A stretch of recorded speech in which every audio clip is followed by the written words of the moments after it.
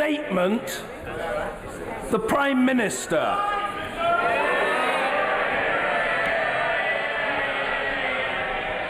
Thank you, Mr. Speaker. And with permission, I would like to update the House on our negotiations to leave the European Union. First, I want to pay tribute to my right honourable friends, the members for Esher and Walton and Tatton. Delivering Brexit involves difficult choices for all of us. We do not agree on all of those choices, but I respect their views, and I would like to thank them sincerely for all that they have done. Mr. Speaker, yesterday we agreed the provisional terms of our exit from the European Union, set out in the draft withdrawal agreement. We also agreed the broad terms of our future relationship in an outline political declaration. President Juncker has now written to the President of the European Council to recommend that decisive progress has been made in the negotiations, and a special European Council will be called for Sunday the 25th of November. This puts us close to a Brexit deal. Mr. Speaker, what we agreed yesterday was not the final deal. It is a draft treaty. It is a draft treaty that means that we will leave the EU in a smooth and orderly way on the 29th of March 2019,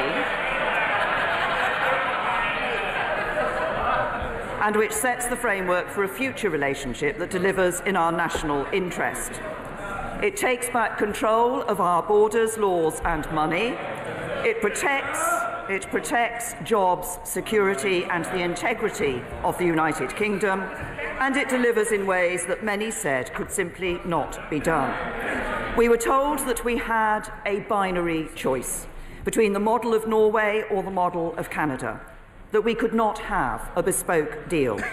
But the outline political declaration sets out an arrangement that is better for our country than both of these, a more ambitious free trade agreement than the EU has with any other country. And we were told we will be treated like any other third country on security cooperation. But the outline political declaration sets out a breadth and depth of cooperation beyond anything the EU has agreed with any other country. So let me take the House through the details. First, on the withdrawal agreement, the full legal text has now been agreed in principle. It sets out the terms on which the UK will leave the EU in 134 days' time on the 29th of March 2019. We have secured the rights of the more than 3 million EU citizens living in the UK and around 1 million UK nationals living in the EU. We have agreed a time-limited implementation period that ensures businesses only have to plan for one set of changes. We have agreed protocols to ensure Gibraltar and the sovereign base areas are covered by the withdrawal agreement.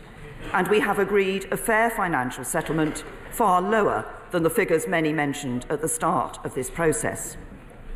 Mr. Speaker, since the start of this process, I have been committed to ensuring that our exit from the EU deals with the issue of the border between Northern Ireland and Ireland. I believe this issue can best be solved through our future relationship with the European Union. But the withdrawal agreement sets out an insurance policy should that new relationship not be ready in time at the end of the implementation period. I do not pretend that this has been a comfortable process, or that either we or the EU are entirely happy with all of the arrangements that have been included within it. But of course this is the case. This is an arrangement that we have both said we never want to have to use. But while some people might pretend otherwise, there is no deal which delivers the Brexit the British people voted for, which does not involve this insurance policy. Not Canada plus plus plus, not Norway for now, not our own white paper. The EU will not negotiate any future partnership without it. As the House knows, the original proposal from the EU was not acceptable, as it would have meant creating a customs border down the Irish Sea and breaking up the integrity of our United Kingdom. So last month I set out for the House the 4 steps we needed to take. This is what we have now done, and it has seen the EU make a number of concessions towards our position.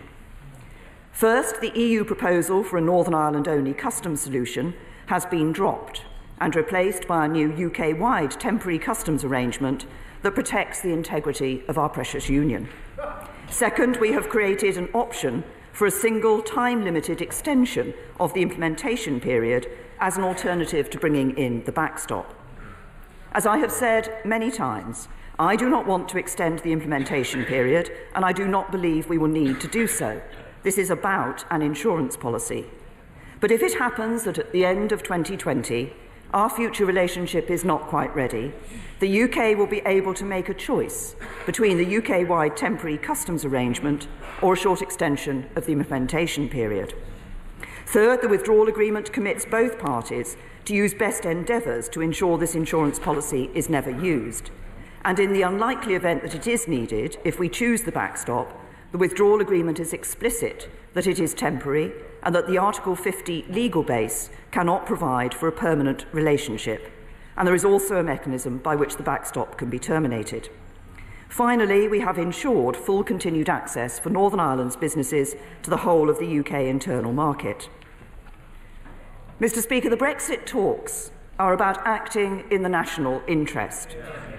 And that means making what I believe to be the right choices, not the easy ones.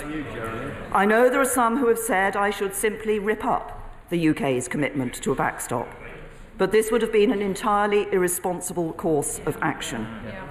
It would have meant reneging on a promise made to the people of Northern Ireland during the referendum campaign and afterwards that under no circumstances would Brexit lead to a return to the borders of the past. And it would have made it impossible to deliver a withdrawal agreement. As Prime Minister of the United Kingdom, I have a responsibility to people in every part of our country, and I intend to honour that promise. Mr. Speaker, by resolving this issue, we are now able to move on to finalising the details of an ambitious future partnership. The outline political declaration we have agreed sets out the basis for these negotiations, and we will negotiate intensively ahead of the European Council to turn this into a full future framework. The declaration will end free movement once and for all. Instead, we will have our own new skills-based immigration system, based not on the country people come from, but on what they can contribute to the UK. The declaration agrees the creation of a free trade area for goods with zero tariffs, no fees, charges or quantitative restrictions across all goods sectors. No other major advanced economy has such an arrangement with the EU, and at the same time we will also be free to strike new trade deals with other partners around the world. We have also reached common ground on a close relationship on services and investment, including financial services, which go well beyond WTO commitments. The declaration ensures we will be leaving the common agricultural policy and the common fisheries policy. So we will decide how best to sustain and support our farms and our environment, and the UK will become an independent coastal state once again. We have also reached agreement on key elements of our future security partnership to keep our people safe. This includes swift and effective extradition arrangements, as well as arrangements for effective data exchange on passenger name records, DNA, fingerprints and vehicle registration data. And we've agreed a close and flexible partnership on foreign security and defence policy. Mr. Speaker, when I first became Prime Minister in 2016, there was no ready-made blueprint for Brexit. Many people said it could simply not be done. I've never accepted that. I've been committed day and night to delivering on the result of the referendum and ensuring the UK leaves the EU absolutely and on time. But I also said at the very start that withdrawing from EU membership after 40 years and establishing a wholly new relationship that will endure for decades to come would be complex and require hard work. I know it's been a frustrating process. It has forced us to confront some very difficult issues. But a good Brexit, a Brexit which is in the national interest, is possible. We have persevered and have made a decisive breakthrough. Once a final deal is agreed, I will bring it to Parliament, and I will ask MPs to consider the national interest and give it their backing.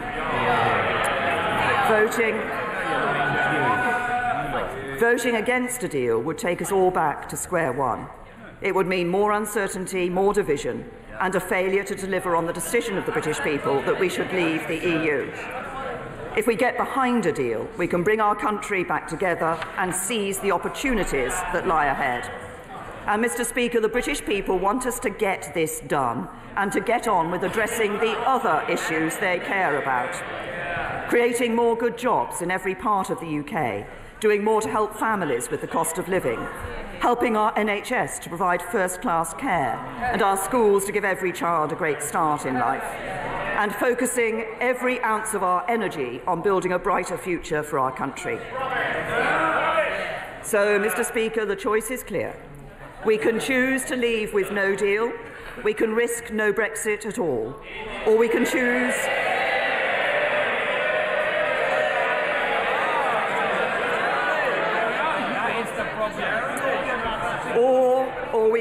to unite and support the best deal that can be negotiated. This deal, a deal that ends free movement, takes back control of our borders, laws and money, delivers a free trade area for goods with zero tariffs, leaves the common agricultural policy and the common fisheries policy, delivers an independent foreign and defence policy while retaining the continued security cooperation to keep our people safe, maintains shared commitments to high standards, protects jobs, honours the integrity of our United Kingdom and delivers the Brexit the British people voted for. I choose to deliver for the British people. I choose to do what is in our national interest, and I commend this statement to the House.